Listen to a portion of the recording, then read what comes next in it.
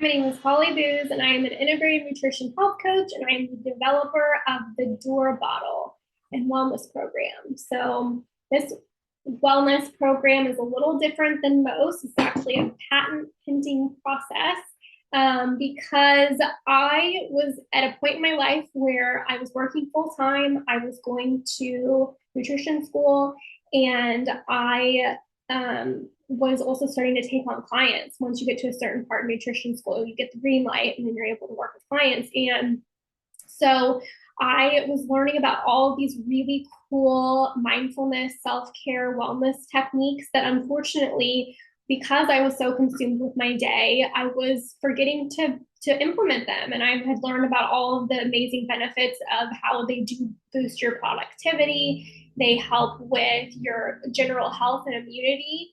And they also help with just having a better state of mind, more positive outlook.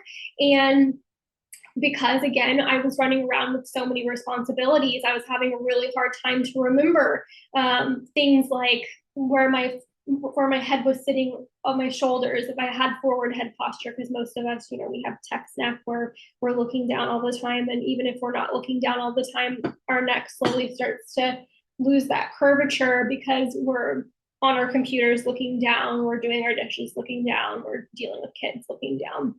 So things like that. And so I developed the Door Bottle. And so with the Door Bottle, I'll kind of go through the process of it and some of the really cool practices that you're able to apply while doing this program.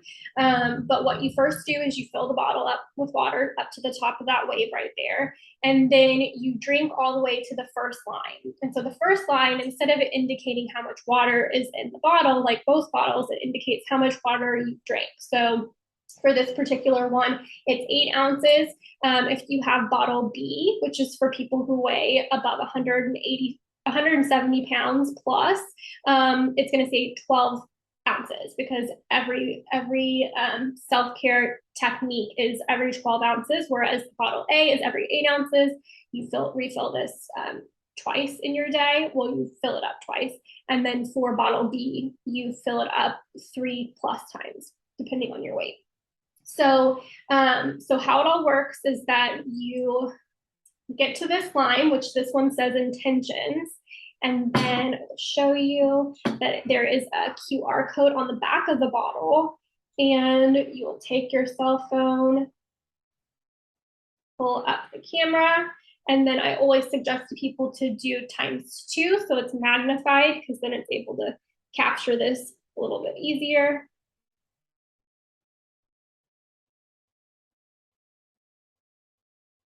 There it has the code, directs you to the website. So what's pretty cool is that directs you, first you have to log in and register your bottle if you're just starting out with this. But what's great is that it keeps it if you keep your tabs open. So it's really accessible. So then there is your wellness program right there. And you select which bottle that you have. So I'm going to select bottle A.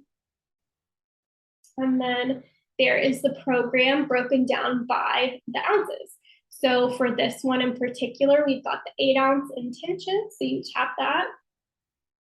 And then you have a full breakdown of what the exercise is all about, what the benefits are, and just really easy steps. So like I said, a lot of us don't have the time. So this could take you literally a second. And in the beginning, though, I ask that you fully sit down and do this process, because then you'll be able just to access it by memory moving forward. And then the more you participate in behavior, you actually are creating habit.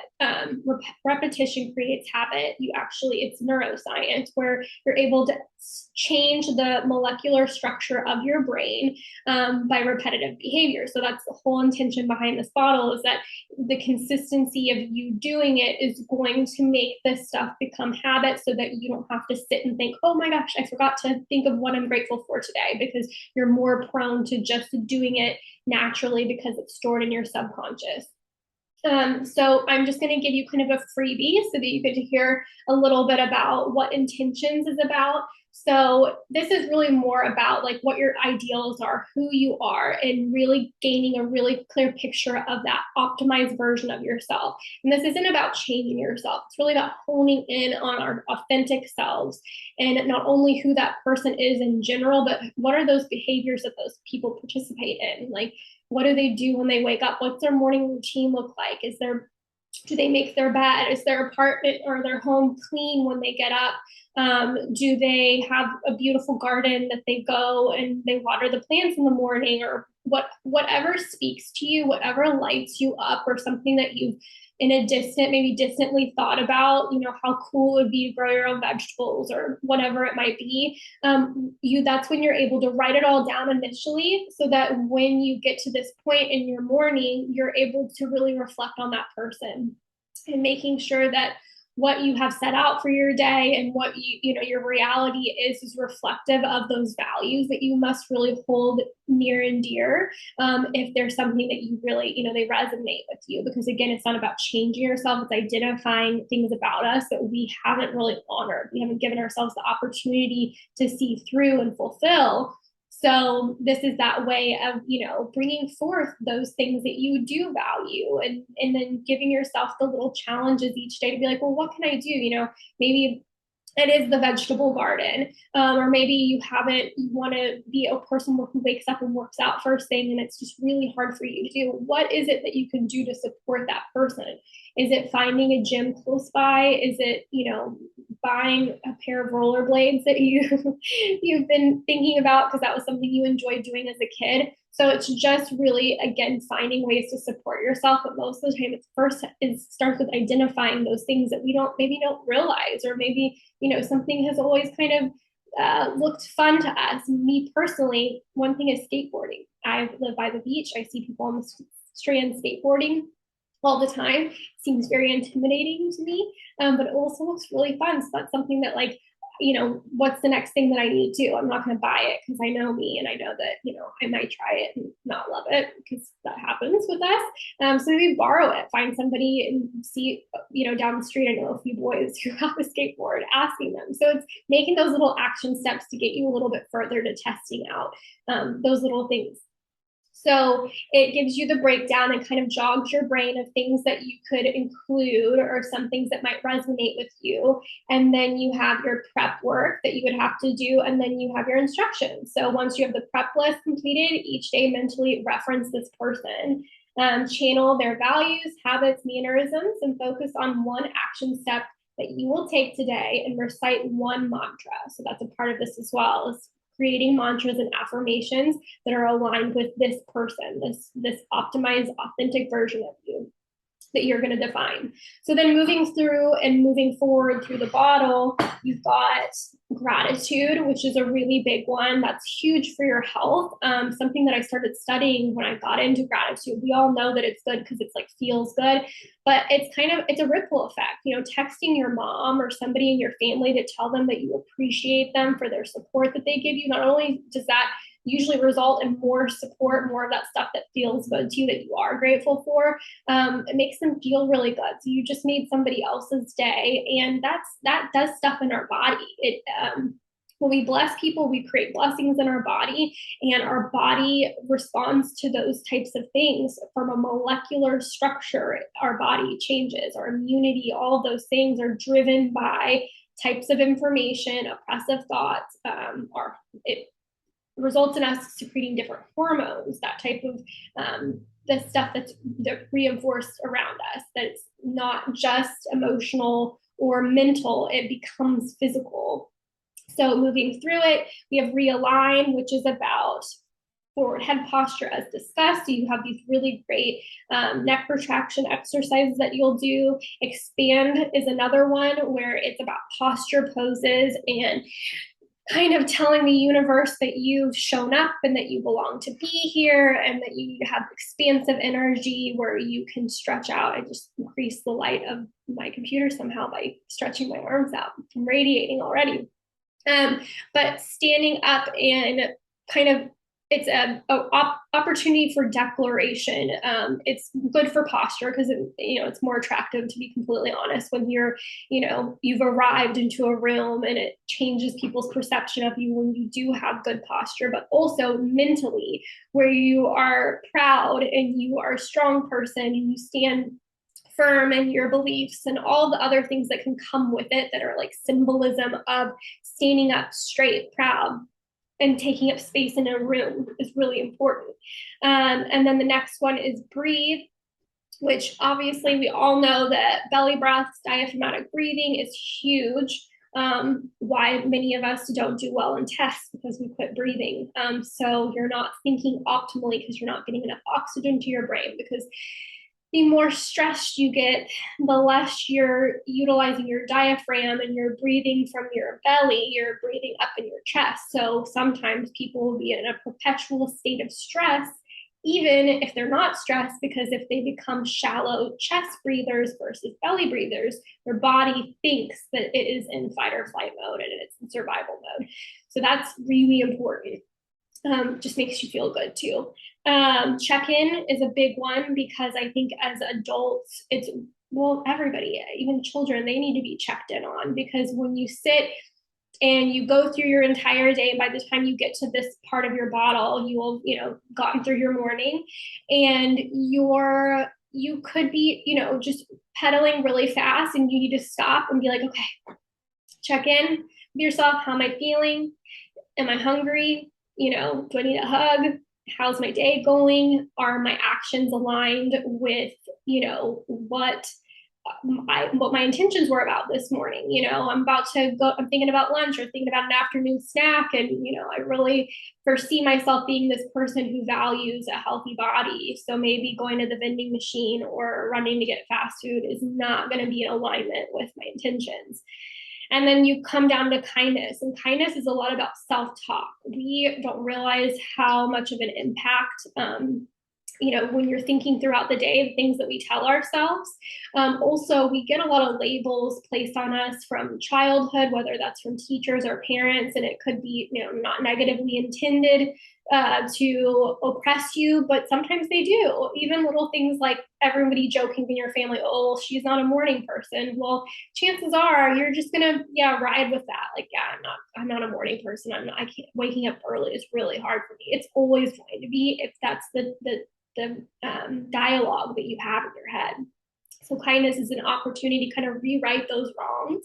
And last is triumphs. And that is, hooray for completing this bottle and drinking half your weight in ounces, which is huge, because dehydration is a huge issue with health. I mean, it is like one of the primary things that I think people don't even realize, that, when you're overeating, a lot of times it's because you're dehydrated. If you're not feeling very well, a lot of times it's because you're dehydrated. So if you have premature aging or wrinkles, this is one thing, big, vanity is what gets me to drink water sometimes, is when I'm looking a little more hollow than I typically am, water, hydration.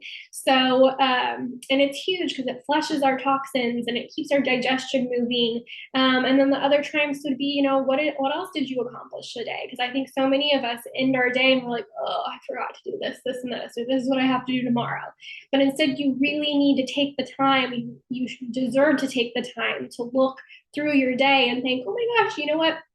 I didn't eat any sugar, or I even smoked less cigarettes than I typically do. I mean, it could be anything, can be a triumph. So looking for those things is what's going to give you positive momentum, because when we feel like we've failed or we've fallen short, that usually perpetuates more low vibration thoughts and activities.